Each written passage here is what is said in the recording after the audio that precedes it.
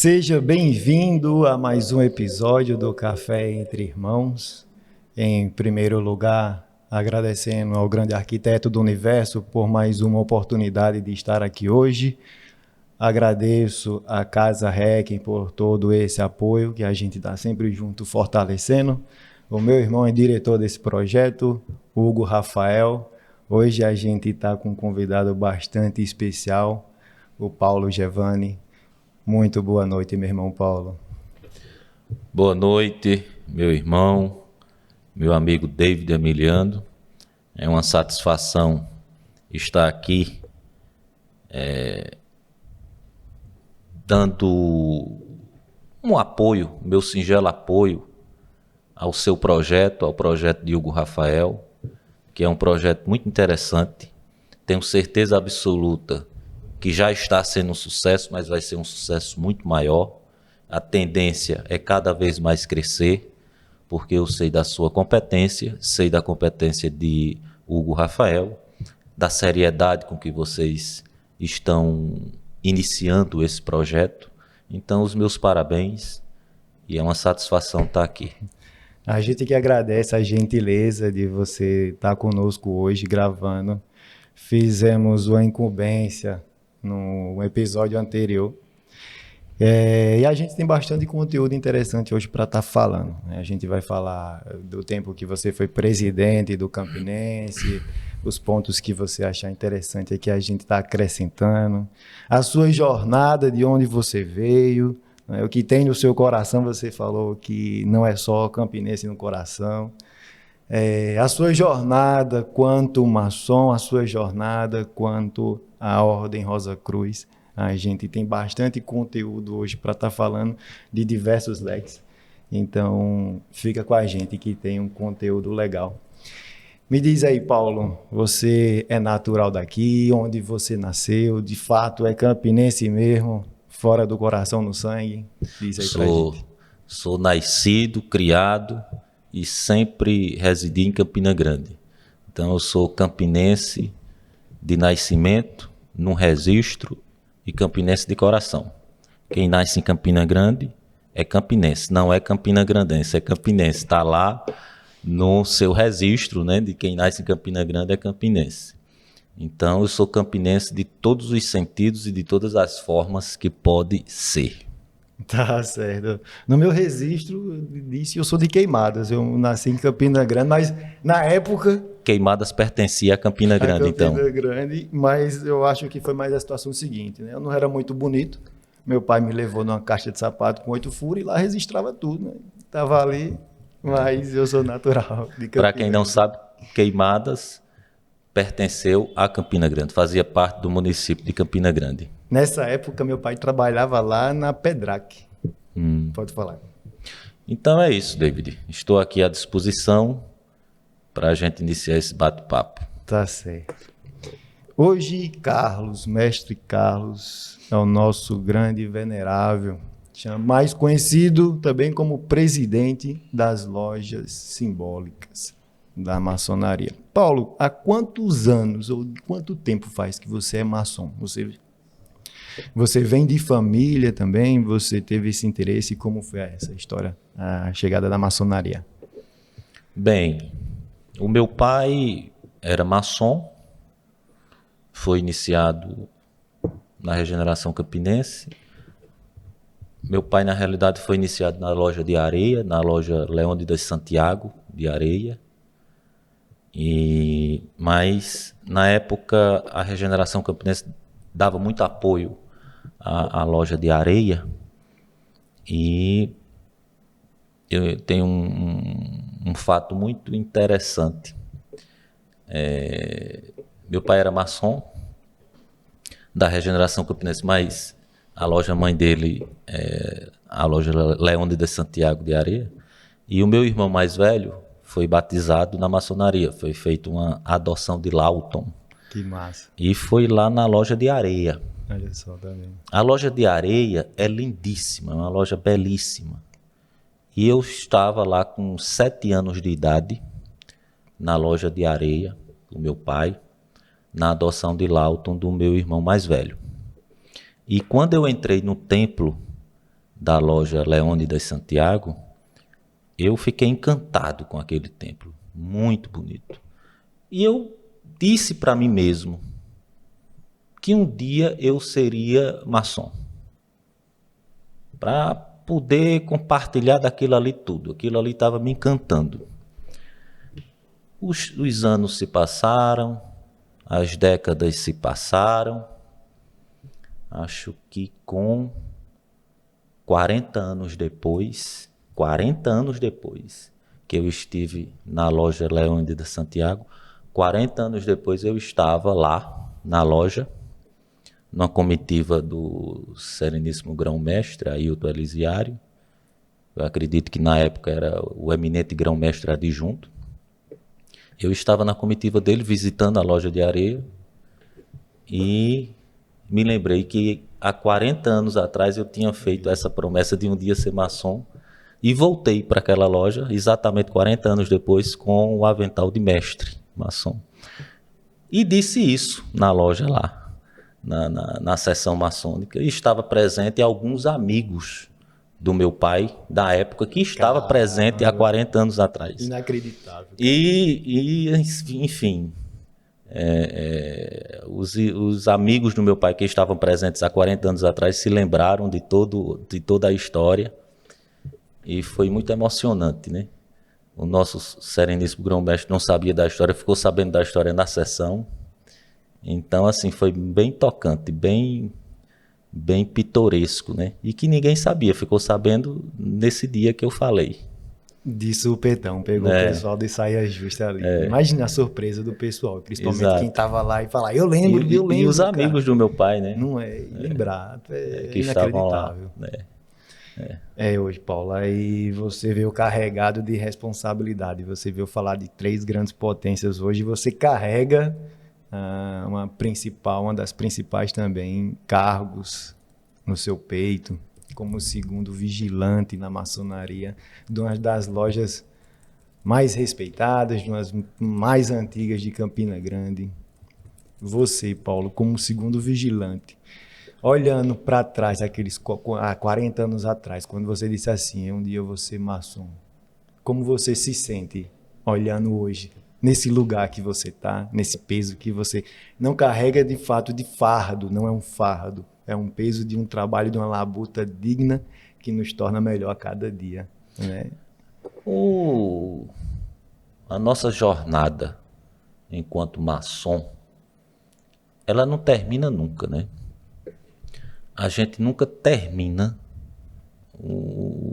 a nossa missão de maçons. Não é algo que a gente possa concluir, porque somos imperfeitos e a cada dia a gente tenta melhorar, enquanto homem, enquanto filho, enquanto pai, enquanto amigo, né? Enquanto colega de trabalho, ou seja, ser uma pessoa melhor a cada dia. E é o que a gente diz, desbastar a pedra bruta, ou seja, nos lapidarmos para sermos pessoas cada vez melhores. E isso é uma tarefa que não tem fim, né? A gente nunca vai estar 100% completo, porque somos imperfeitos por natureza, né? O ser humano, eu acredito que a gente não consiga chegar à perfeição, porque em se chegando à perfeição, seria o grande arquiteto do universo, o nosso Criador, que é perfeito, né? Mas a gente trabalha para cada dia mais ser melhor. Nesse sentido, o trabalho do maçom, ele nunca vai ser completo, ele sempre vai ser incompleto. Olhando para trás, eu vejo que tudo valeu a pena e que o grande arquiteto do universo me conceda saúde e tempo para que eu possa estar na ordem até o fim dos meus dias. Tá certo. Quando eu também tenho, não foi exatamente de família que eu tive contato desde pequeno com a maçonaria. Eu tenho parente maçom, mas não foi propriamente dito através dele que eu cheguei à maçonaria. Eu sempre achava interessante, sim. E quando chegaram na minha casa, para me perguntar o que que você acha, o que que você quer. Eu digo, olha, o que eu não acho nada de lá, mas uma coisa eu sei, eu quero aprender a filosofia. Eu acredito que tem uma filosofia que é muito interessante. E a minha jornada não tão longa, né, quanto a sua, eu sou mais recente. Sou feliz de ser da Regeneração Campinense, iniciado, ser minha loja mãe, a Regeneração Campinense e o meu padrinho Carlos Porto. Eu também vejo a maçonaria como um trabalho árduo de autodesenvolvimento e que a gente caminha todos os dias para tentar ser melhor, mas o indivíduo ele tem que estar preparado para receber, ele tem que estar preparado para trabalhar isso, né? Não adianta você receber um ensinamento de seja lá qual for o mestre, se você não está verdadeiramente aberto para você compreender qual é aquela mensagem para ele estar recebendo, né? Na maçonaria, a loja é presidida pelo Venerável Mestre, conhecido também como o Venerável Mestre, pode ser chamado de presidente, e temos o primeiro e segundo vigilante, que podem ser chamados de vice-presidentes também. Paulo, você gostaria de falar um pouco sobre o que é o segundo vigilante para, você falar assim, para as pessoas que não entendem, para que não sabem exatamente o que é, para os curiosos de plantão, porque é uma coisa legal e que não é se falado muito. Na nossa loja maçônica, a Regeneração Campinense é uma loja que tem mais de 100 anos de atividades ininterruptas em Campina Grande e a história dela está entrelaçada com a história de Campina Grande, porque de forma decisiva contribuiu e vem contribuindo para o crescimento da cidade. E aí quem não é maçom não entende as terminologias dos cargos internos, né? É uma questão muito nossa, muito pessoal, mas o que a gente poderia chamar, o que se poderia considerar como presidente da loja é o cargo de Venerável Mestre, né? E existe a figura do primeiro vigilante e do segundo vigilante. O Venerável Mestre, primeiro vigilante e segundo vigilante, ou seja, o presidente da loja, na pessoa do Venerável Mestre, o que seria o primeiro vice-presidente da loja, no cargo de primeiro vigilante, e o segundo vice-presidente da loja, o cargo de segundo vigilante. E esses três formam as luzes da loja. As luzes da loja é esses três cargos. E o Venerável Mestre fica no Oriente, no leste do templo, e o templo é dividido em 3 regiões, né? A região do norte, comandada pelo primeiro vigilante, a região do sul, né?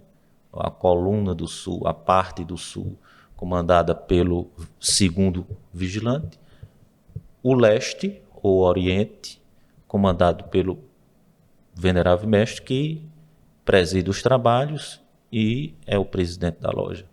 Mas a gente não usa essa terminologia presidente da loja ou vice-presidente da loja no nosso meio, né? Isso seria só para exemplificar um leigo para entender essas terminologias, né?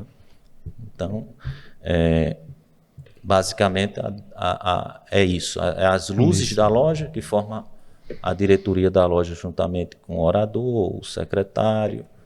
E que divide dessa forma para... Se tem uma forma de gestão, né? Ele gere como um todo e cada vigilante tem a gestão de um lado, vamos dizer assim. E essa gestão, como a gente entende a maçonaria como um teatro, então existem falas, nada mais do que falas em cada um, que são responsáveis por aquele lugar onde ele vai autorizar a pessoa para levantar, para falar alguma coisa, para dar orientações. É onde se fala... onde você tem aumento de salário, essas coisas. Interessante, David. Eu estou me lembrando agora. falando dessas questões da maçonaria para o leigo, para quem não é maçom, me veio na memória agora que acredito que há 2 anos atrás, aproximadamente,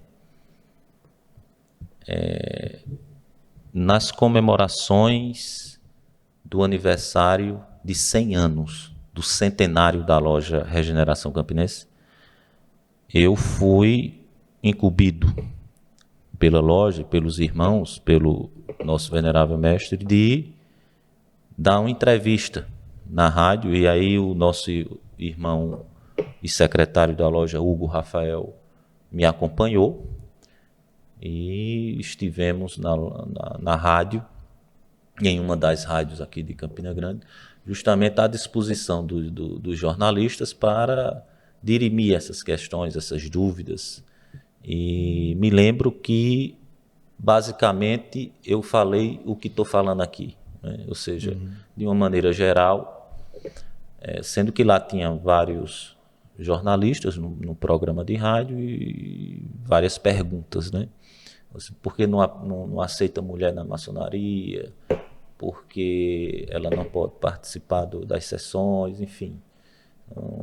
E aí a gente respondeu de forma resumida, mas de forma a mostrar ao público não maçom que a maçonaria, não, pelo contrário, a maçonaria ela preza muito, ela dá muita ênfase à família e às mulheres, né?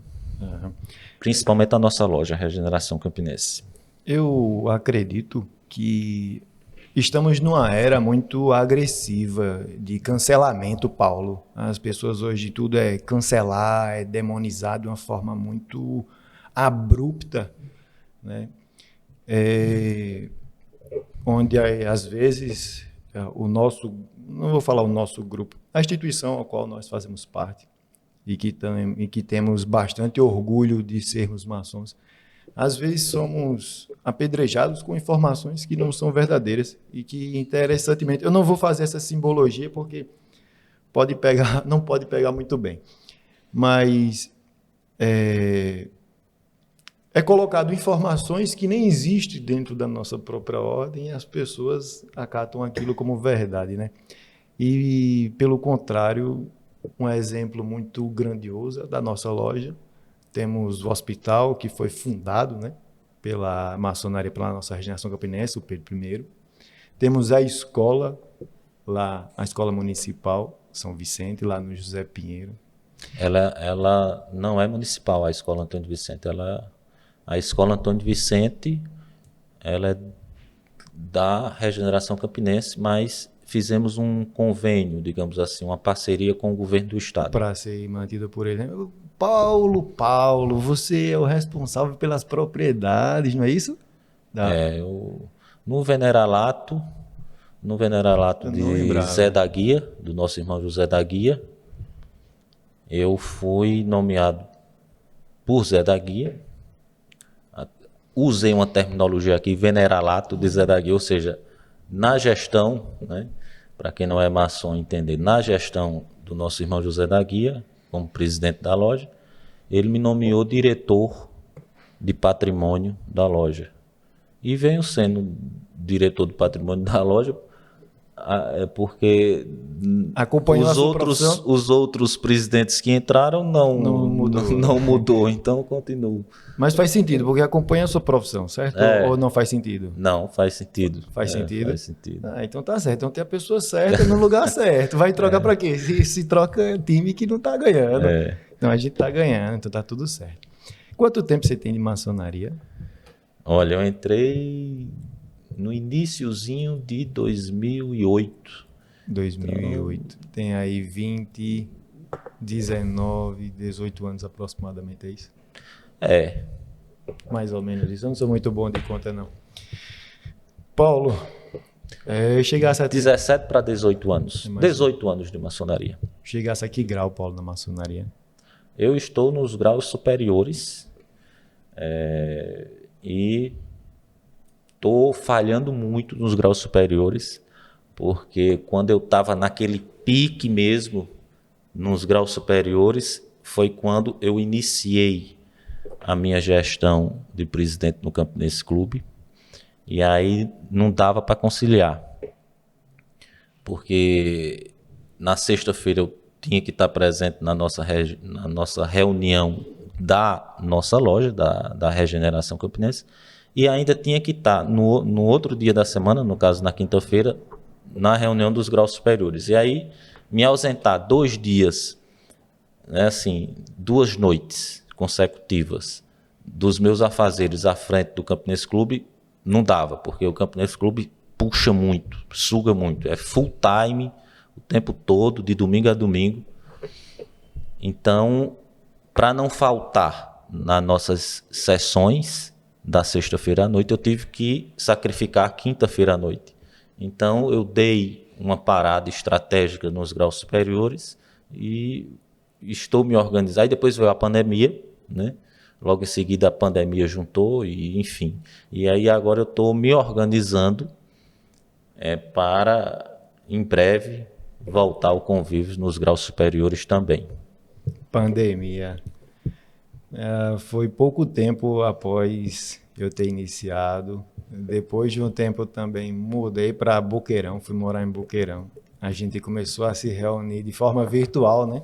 Para continuar tendo encontro. Uma inovação, inclusive, da nossa loja Regeneração Campinense, que ficamos fazendo as sessões virtuais, né?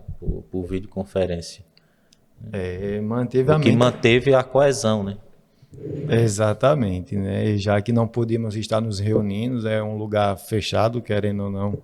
Não tem como ter uma circulação, ser livre, ser aberto às portas ou janelas quando se tem uma reunião maçônica, né? Não porque existem exatamente os segredos, não é exatamente por isso. Os segredos nada mais se falando da maçonaria, do que toques e palavras de reconhecimento, né? Porque se você tem um conhecimento sobre esses toques e essas palavras, se você tem um papel que às vezes pode ser falsificado, você consegue estar participando de lugares, né? Mas o toque e os gestos e a palavra é difícil falsificar, né? É bem mais difícil do que um documento, do que um papel. Exatamente. Né? Se você não for, você vai Por isso que é reconhecido no mundo todo, onde a maçonaria regular está presente, também é os mesmos toques, palavras e gestos. E gestos de reconhecimento. Paulo, eu não fui iniciado no Rosa Cruz em templo. Eu sou um apostolante, conhecedor dos conteúdos da ordem à distância, vamos falar assim. Você é um membro de Sanctum. Um membro do Sanctum. Isso mesmo. Exatamente. Paulo, qual a ligação? Quem veio primeiro para você, a maçonaria ou a Ordem Rosa Cruz? Por que a Ordem Rosa Cruz? A Ordem Rosa Cruz veio primeiro. Eu ingressei na Ordem Rosa Cruz com 18 anos, a idade mínima que se pode entrar. E nessa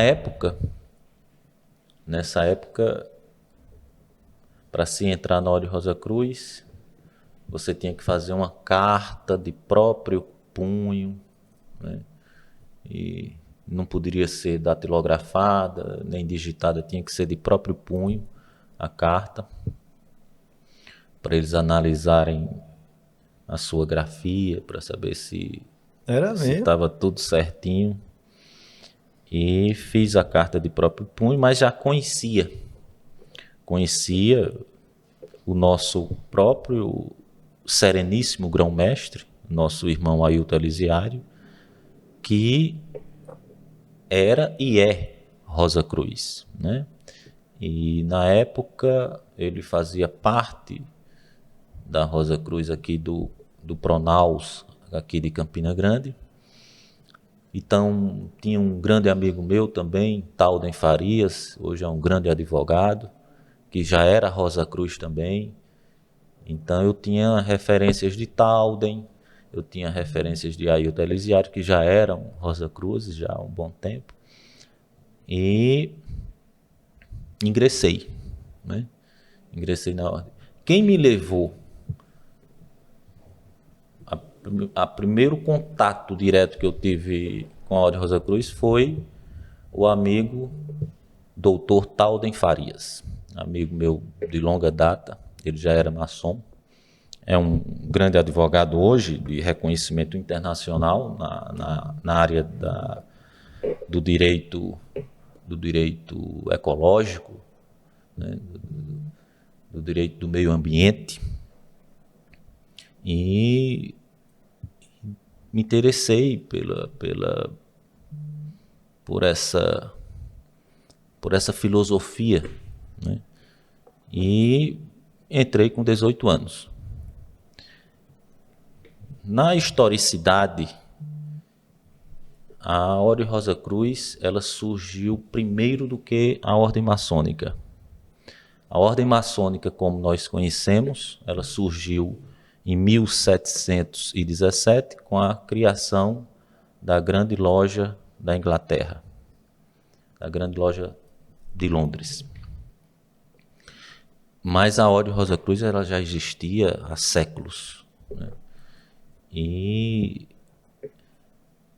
são chamadas escolas de mistério, as escolas de mistério da antiguidade. E várias delas se tornaram evidentes no iluminismo europeu. Mas todas elas têm um tronco em comum. Todas elas têm uma origem que remonta ao Egito Antigo, né? A época dos faraós do Egito, no Egito Antigo. Estamos falando aí de mais ou menos 4.000 anos antes de Cristo. Então, foi quando um dos faraós criou uma escola de mistério lá. E para estudar a natureza, para estudar a relação do homem com a natureza, enfim, para estudar e investigar a relação do homem com Deus, né? E isso aí foi criando corpo ao longo dos séculos, dos milênios, até chegar na Europa e teve o seu auge no iluminismo europeu, né? Então, quando a maçonaria ela foi criada em 1717 na Inglaterra, a Ordem Rosa Cruz já estava estabelecida no continente europeu já desde 1614, quando ela se fez mostrar em 1614 através do manifesto da Ordem Rosa Cruz, mas ela já existia e atuava bem antes de 1614. Então, Rosa Cruzes daquela época ajudaram a criar a Grande Loja da Inglaterra, ou seja, maçons que criaram a Grande Loja da Inglaterra, alguns deles já eram Rosa Cruzes, né? Já eram Rosa Cruzes. Sendo que a Ordem Rosa Cruz, na época, tinha sede no sul da França, né? E a maçonaria deu o seu pontapé inicial em Londres, mas com a participação de vários Rosa Cruzes na criação da Grande Loja de Londres. Pelo que eu compreendo, assim, até onde eu fui na Rosa Cruz, um paralelo que eu faço entre um e outra seria assim. Eu não acho, até os graus simbólicos, a maçonaria tão, posso falar, com um cunho espiritualista, vamos dizer assim, desenvolvimento espiritual. Eu acredito que a Rosa Cruz ela tem mais essa pegada mística, até onde eu fui. Eu não tenho certeza, seria interessante se falar, porque eu não fui de templo, né? Mas ela tem esse desenvolvimento mais místico e espiritual, onde a maçonaria, nessa chegada, ela volta você para dentro e vou trabalhar no meu eu. Essa é a minha percepção. Eu trabalho o meu eu. Por isso que se chama esotérico com S. Esotérico, esoterismo, voltar-se para dentro de si. É esoterismo com S. Ou seja, você volta para dentro de si, você olha para dentro de si. E nesse sentido você tem toda a razão, é isso mesmo. A Ordem Rosa Cruz ela é mais mística, ela é mais profunda, ela vai mais para dentro do seu âmago, entendeu? É isso mesmo. Eu não entendi muito bem ainda tento discernir um pouco. Cada uma tem uma atuação no meio público muito similar, mas eu sinto a maçonaria ela mais restrita. Eu sinto que a Rosa Cruz ela abraça mais, ela é um venha, né? Eu não falo nem a questão de receber mulheres, que eles na Rosa Cruz não tem essa questão, né? De ser homem ou mulher, diferente da maçonaria regular, que tem uma constituição, existe um documento que resguarda que tem que ser dessa forma, só homens, né? Qual é essa expectativa assim mais da Rosa Cruz de ter uma facilidade maior de você chegar até ele? Eu sinto isso, que a Rosa Cruz você tem uma facilidade maior de chegar nela do que propriamente dito na maçonaria, que diz assim, você vem através de um convidado, né, tem que ter alguém conhecido, ou para você bater lá na porta, lá você consegue, mas não é uma coisa muito comum, a gente sente um pouco mais fechado. Sabe dizer alguma coisa sobre essa perspectiva? Olha, David, de uma maneira geral, a Ordem Rosa Cruz ela sempre foi menos conhecida do que a maçonaria. A maçonaria ela é mais conhecida. Todo mundo já ouviu falar de maçonaria, todo mundo já, quando fala na palavra maçonaria, sabe mais ou menos o que é. Ouviu falar de maçom? Então a maçonaria ela está muito mais difundida no Brasil. Estamos falando de Brasil. Outros países são diferentes, podem ser diferentes, mas estamos falando de Brasil. No Brasil, a maçonaria é muito mais conhecida, muito mais difundida. E se a gente for pegar o número de membros, existe muito mais maçons do que Rosa Cruzes. Porque a Rosa Cruz ela é menos conhecida, ela é menos divulgada, as pessoas sabem menos da existência da Ordem Rosa Cruz. Né? Interessante. Embora que, quando eu entrei na Ordem Rosa Cruz, também não era muito fácil entrar na Ordem Rosa Cruz. No início da minha fala, eu tive que fazer uma carta de próprio punho para levar para grande loja, analisar lá e ver. com sede em Curitiba, para eles analisarem, enfim. Hoje não, hoje o ingresso na Ordem Rosa Cruz é bem mais facilitado. Não existe mais essa questão de você escrever a carta de próprio punho.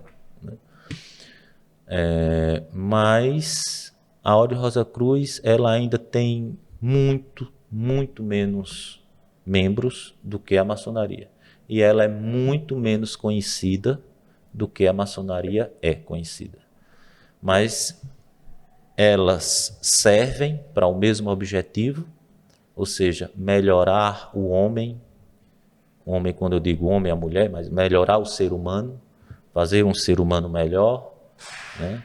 A gente se lapidar enquanto pessoa, a gente trabalhar e fazer a nossa parte por um mundo melhor, independente de religião, porque nem a Ordem Rosa Cruz é religião e nem pretende ser religião, e a Ordem Maçônica também não é religião e não pretende ser religião.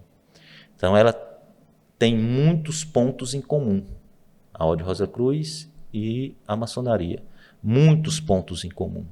Né? Ambos não são religiões, ambas não pretendem ser religiões, ambas trabalham o ser humano para ser cada vez mais pessoas melhores, para contribuir por um mundo melhor. E ambos são ordens iniciáticas, tanto a Ordem Rosa Cruz quanto a maçonaria. São ordens iniciáticas. Né? E são esses pontos em comum. Deixa eu te atrapalhar. A Ordem Rosa Cruz, ela tem um sistema de monografias, não é isso? Que a gente vai estudando periodicamente, como se a gente estivesse fazendo um curso, isso. E de tempos em tempos a gente faz um exame desse curso e vai passando de grau, né? Então existe uma metodologia de pesquisa e de estudo efetivo dentro da Ordem Rosa Cruz para a gente ir crescendo e aumentando de grau. E na maçonaria não é tanto assim, né? É diferente esse sistema, né? Não é muito dessa forma. Tem essa diferenciação. Mas ambas servem para a construção de uma sociedade e de um mundo melhor. Uhum. Tá certo. Deixa eu só interromper um pouquinho aqui. Comentaram do nosso outro vídeo que não tinha uma xícara. Hoje a gente tem a xícarazinha aqui para a gente tomar um café. Agradeço o presente da nossa xícarazinha. Só tá faltando aqui a água, meu irmão Hugo, meu irmão Vitor, meu colega Vitor. A gente precisa de uma águazinha aqui para molhar o bico. Eu acho bastante interessante também essa perspectiva de ambos em questão de evolução. Eu vejo cada um com a linha de pensamento muito parecido e certamente distintos. Então, ambos têm iniciações. A diferença é que você recebe, eu acredito, eu senti isso na Rosa Cruz, você recebe um volume de conteúdos mais rápidos e num volume, eu acho que maior, diferente da... Eu estou falando isso pelo santo, né? Eu não tive a participação no templo.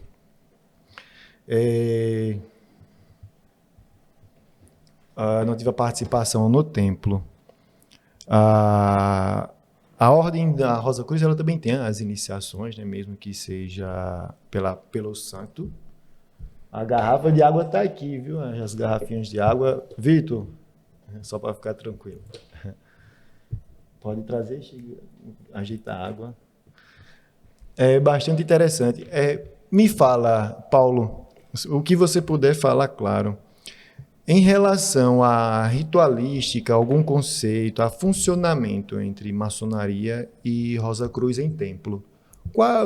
O que é de convergência entre eles no templo, em templo de, sei lá, na maçonaria eu considero como a gente é uma reunião teatral, como se fosse para as pessoas entenderem. Seguimos um rito onde a gente tem os graus simbólicos, aprendiz, companheiro e mestre. A gente recebe a cada grau que você participa, você recebe um manual, que esse manual é para você entender como funciona, né? Já que a gente está falando que é fugiu a palavra agora, um teatro. Diferente do santo, que você faz a sua ritualística, se falando ritualística, o que seria ritualística? Do mesmo jeito de uma igreja, do mesmo jeito desse podcast. Na igreja você começa tem a reunião lá, tem a palavra, depois tem o encerramento. A ritualística é da mesma forma. Aqui a gente tem a vinheta no início, faz a apresentação, eu me chamo David, tem o nosso convidado e tem o conteúdo e o encerramento. Da mesma forma, isso é uma ritualística. É a mesma coisa. A diferença é que se segue um padrão, a gente segue o rito escocês antigo e aceito, e isso é igual em todos os lugares que usa o rito escocês antigo e aceito. Na Ordem Rosa Cruz, segue essa mesma ideia? Em todo lugar funciona? A Ordem Rosa Cruz ela é mais centralizada. E a maçonaria ela é muito mais descentralizada. Porque dentro da maçonaria existem vários ritos diferentes, né?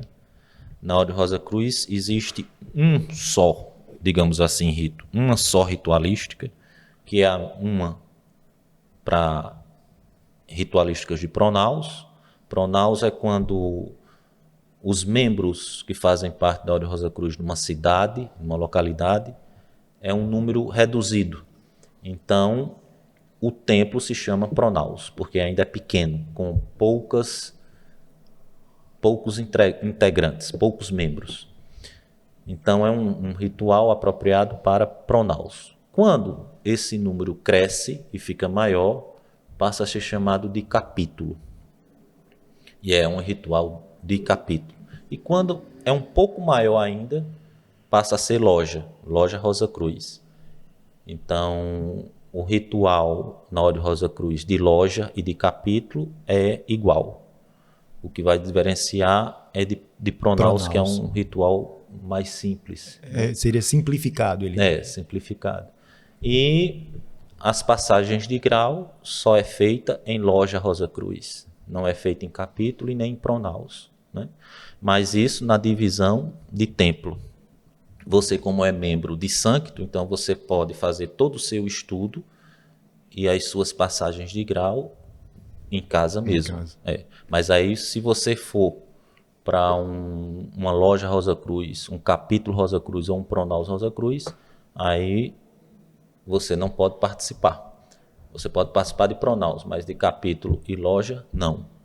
Porque aí você é membro de Sancto. Você teria que... Não foi iniciado ali. Você teria que fazer a iniciação para seguir e participar das sessões da ritualística de capítulo e de loja, né? Mas isso é muito fácil de fazer. Na hora que você quiser fazer, você faz, não tem problema, entendeu? Aqui mesmo em Campina Grande, aqui no bairro do Alto Branco, pertinho inclusive da minha casa, você pode ir lá, você vai ver vários maçons da nossa loja que estão lá no Pronaus Rosa Cruz. E vai estar de braços abertos para fazer sua iniciação lá. Eu vi uma divulgação de meditação aberta com o pessoal. Eu queria ir para essa parada, eu acho muito massa. A gente começou esse projeto de meditação aberta aqui em Campina Grande há muitos anos atrás, justamente para fazer com que a Ordem Rosa Cruz ficasse conhecida, né? Ou seja, a Ordem Rosa Cruz está presente aqui em Campina Grande desde 1976, com a criação do Pronaus Campina Grande, 1976. E Campina Grande tem um número considerável de membros Rosa Cruzes, tanto mulheres quanto homens. Mas essa quantidade de pessoas já era suficiente para ser uma loja grande. Mas os membros preferem serem membros de Sancto, ou seja, membros de casa.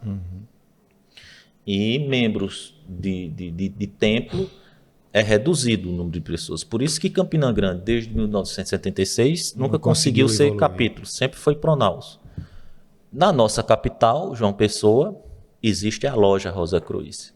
A loja Rosa Cruz João Pessoa é uma belíssima loja, porque a frequência de membros Rosa Cruzes no templo já é bem maior, então já... Cidade, capital, litorânea, já é muito mais fácil. Se faz jus à loja, né?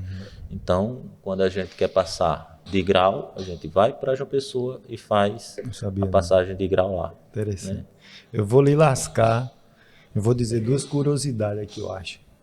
E você, se você quiser, você vai deixar a sua curiosidade também. Eu não sei se essa curiosidade está correta. Deixa eu ver, vou falar... Não. A primeira curiosidade eu sei que está correta, a segunda é que eu não sei. A primeira curiosidade sobre a maçonaria é que nos Estados Unidos existem lojas só de negros, interessantemente. Sobre a Ordem Rosa Cruz, se eu estiver enganado, você me corrija, é a única instituição, né? A maçonaria não é oculta, tem um CNPJ, tem um endereço, a Rosa Cruz da mesma forma, tem um CNPJ, tem um endereço, mas me tira uma dúvida, a Ordem Rosa Cruz é a única instituição que é autorizada a fazer iniciações nas pirâmides do Egito? Não, isso é mito. É mito. Existem outras ordens? Isso pode ter existido na antiguidade.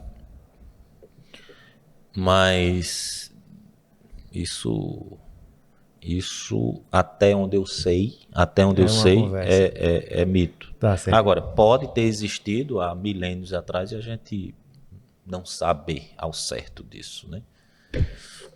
Aí tá certo, eu acho muito interessante. É uma coisa muito bacana. E a gente estava falando que, devido às suas atividades como presidente do Campinense, interromperam sua jornada durante um período na evolução dos graus superiores, os graus filosóficos, nessa sua caminhada com o Campinense.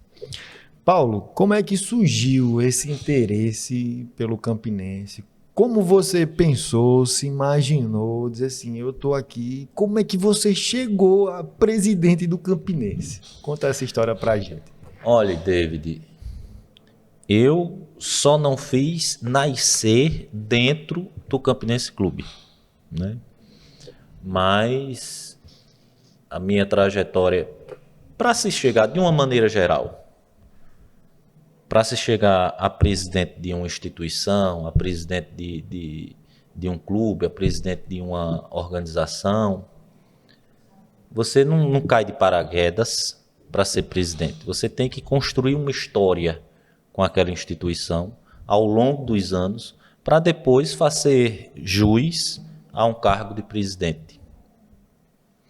Então, desde minha infância mesmo, desde criança mesmo, bem criança, eu frequentava o Campinense Clube com meu pai e com minha mãe, nas grandes festas que o Campinense Clube fazia. Eu estava lá presente com meu pai e com minha mãe nas festas, enfim, né? Eu fui atleta de natação do clube. Então, eu construí isso desde minha infância, né? Desde minha infância. E você vai criando essa relação com o clube. O clube passa a ser sua segunda casa, né? Além da escola, além do colégio. E quando eu fiquei adulto, ainda demorei muito para entrar na vida política do clube. Mas já tinha construído toda uma relação de toda uma vida com o clube, né? O Campinense Clube tinha carnavais maravilhosos, que eu me lembro. Ia com os meus pais. Tinha festas maravilhosas, né? Ou seja, a primeira vez que Roberto Carlos fez um show em Campina Grande foi dentro do Campinense Clube. Ah, foi você que trouxe? Não, claro que não. Foi o clube naquela época que trouxe. Não, mas na sua gestão? Não. Primeira vez que Roberto Carlos fez um show. Um show? Em Campina Grande foi dentro do Campinense Clube. Sabe dizer o ano que foi isso? Na década de 70. Tá certo. Por aí, foi longe, entendeu? E a primeira vez que Gilberto Gil fez um show em Campina Grande foi dentro do Campinense Clube. E tantos outros grandes artistas nacionais que, quando vinham a primeira vez em Campina Grande, vinham para fazer shows dentro do Campinense Clube. Para os sócios do Campinense Clube e para quem não era sócio também, né? Então, o Campinense Clube tem uma história dentro de Campina Grande que eu sempre costumo dizer nas minhas entrevistas, onde me perguntam isso, que a história de Campina Grande, ela se confunde, ela se entrelaça com a história do Campinense Clube.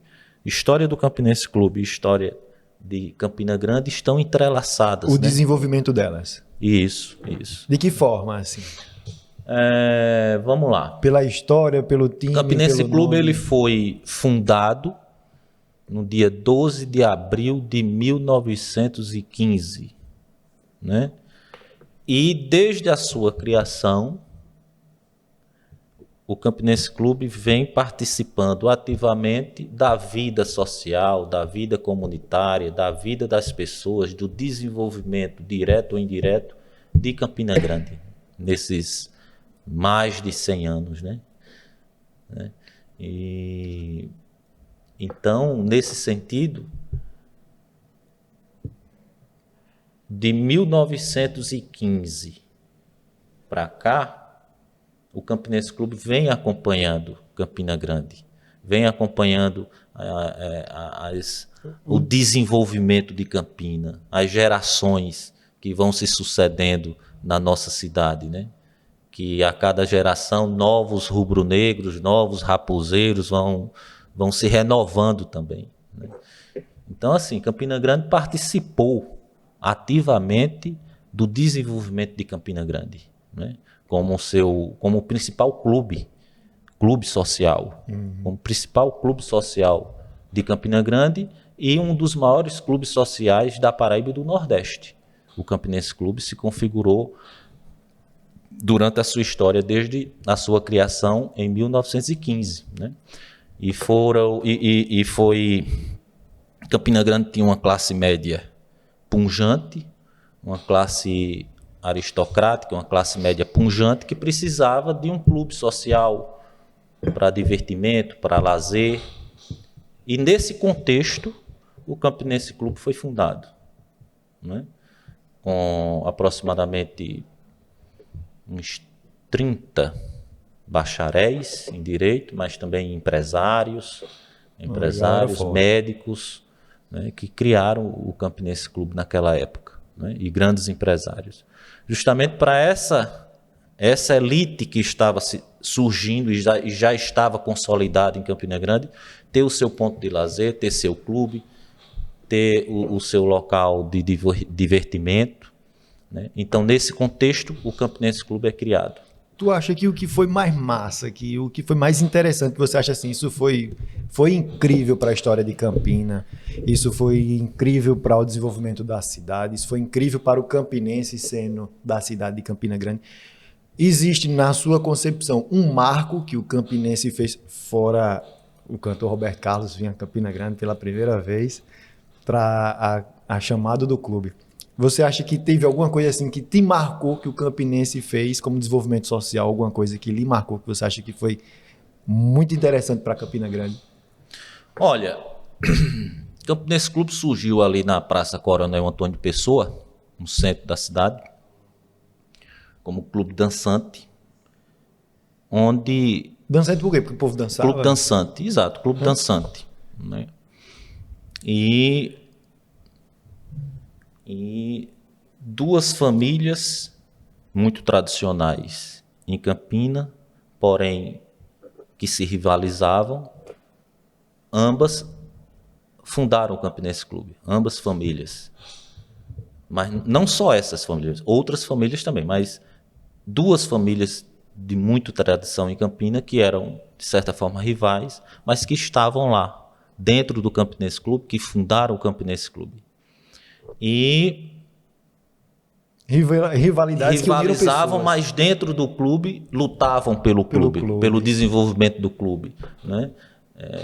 A rivalidade no campo do esporte, né? Dizer assim, é um esporte, uma rivalidade, mas no âmbito do desenvolvimento, do crescimento, do clube, estamos juntos. as famílias incrível que até hoje essa rivalidade existe, né? Ou seja, quem entra na política do clube ou entra de um lado ou entra de outro lado, como forma de representação daquela época antiga, que se rivalizavam nessas duas famílias, né? E que hoje a gente ainda tem esses resquícios, né? Ou seja, entre aspas, partido de um lado, partido do outro, que simbolicamente representam a origem de uma família e a origem de outra família dentro da política do clube, né? Paulo. E, assim, completando a resposta à sua pergunta, quando o Campinense Clube sai da Praça Coronel Antônio Pessoa e vai para o Alto da Bela Vista, que aí comprou um quarteirão todo ali no Alto da Bela Vista e construiu o clube. E aí, respondendo a sua pergunta, David, o Campinense Clube participou ativamente no desenvolvimento de atletas. O Campinense Clube resgatou muita gente da pobreza, da vulnerabilidade social, né? Dando uma prática esportiva saudável, desenvolvimento da criança, né? Com várias modalidades esportivas, né? Natação, tênis, futsal, os esportes de quadra, vôlei, basquete, handebol, né? O atletismo e o futebol, né? Que o futebol chegou no Campinense Clube de forma séria, de forma profissional, em 1956, com a criação do Departamento de Futebol Profissional. Então, o Campinense Clube ele tem esse legado de dar, né? Encaminhar e desenvolver a criança nas modalidades esportivas, desde aquele tempo, né?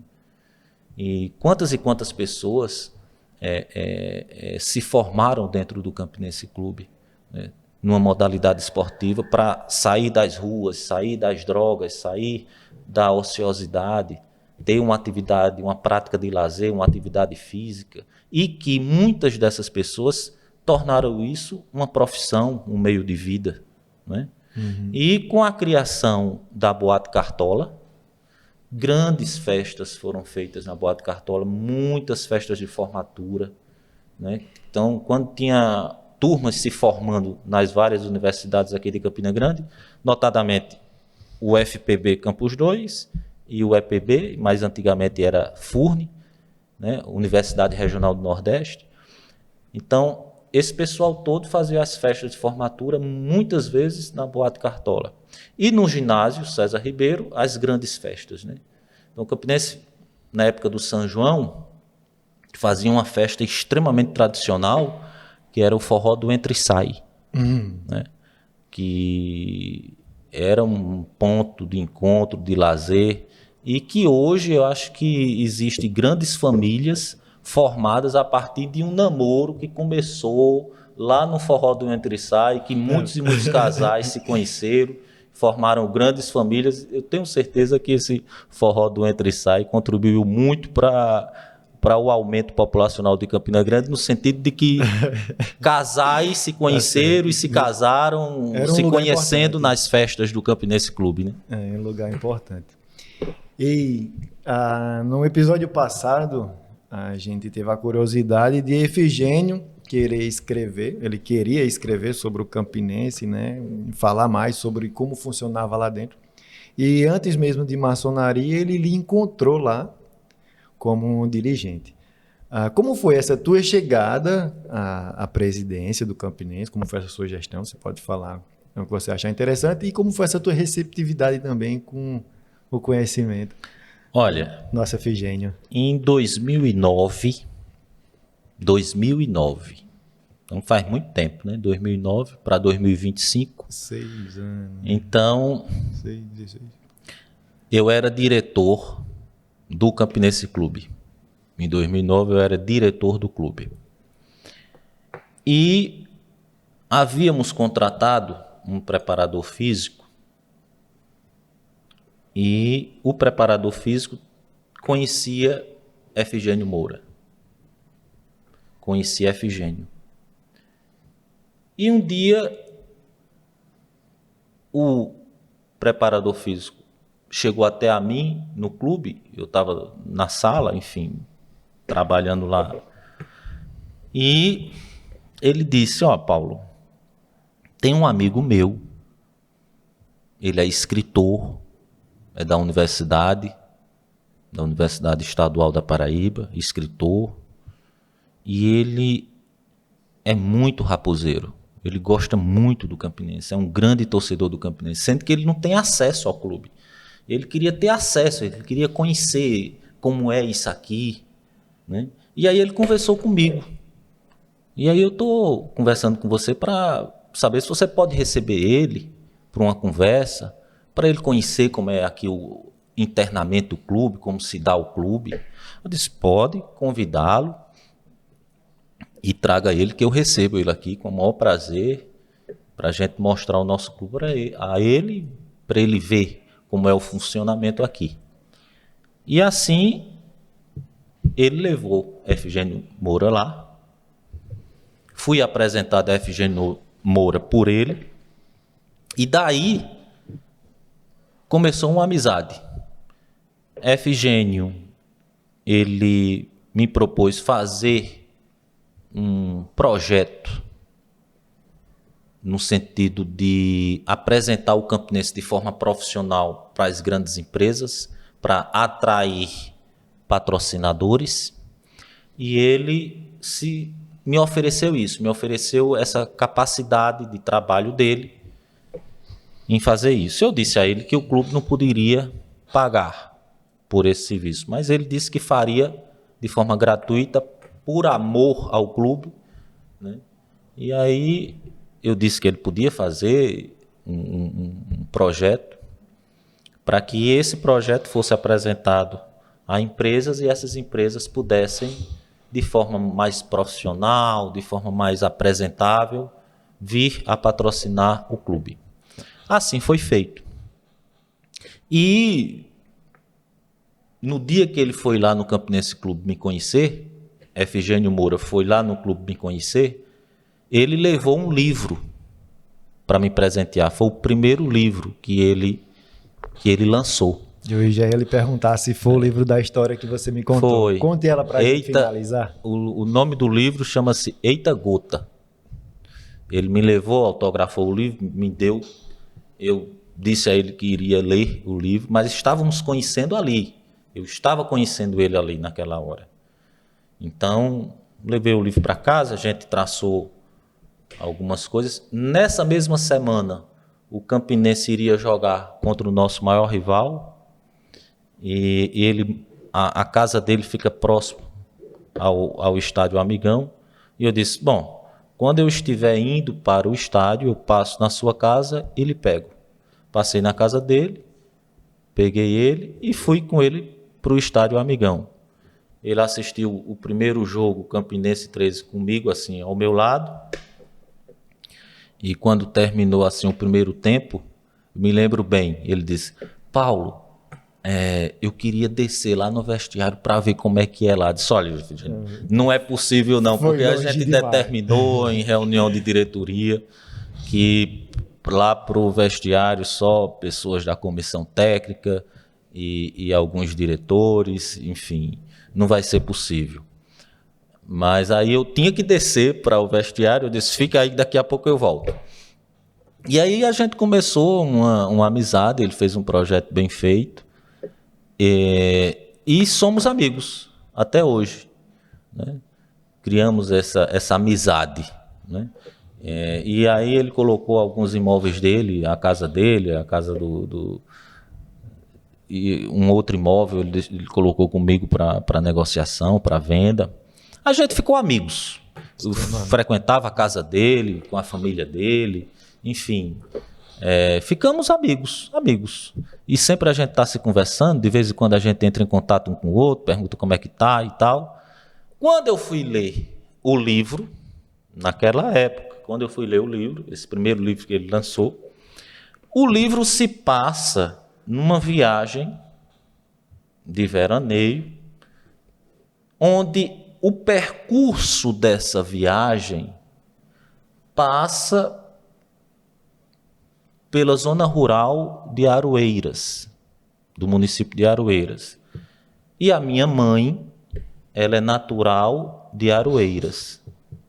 Então, quando ele estava começando a narrar a zona rural e descrever as características das zonas da zona rural onde esse carro ia passando com essas pessoas que faziam parte da trama e da história, as características dos locais onde ele estava dizendo, eu conhecia todas na palma da mão. Eu disse, eu conheço esse lugar só pela descrição das características dos lugares onde o carro ia passando. Se eu conheço esse lugar. Rico demais de informação. Eu conheço esse lugar. Então, a leitura do livro foi me cativando porque era o lugar que eu estava lá quase toda semana, né?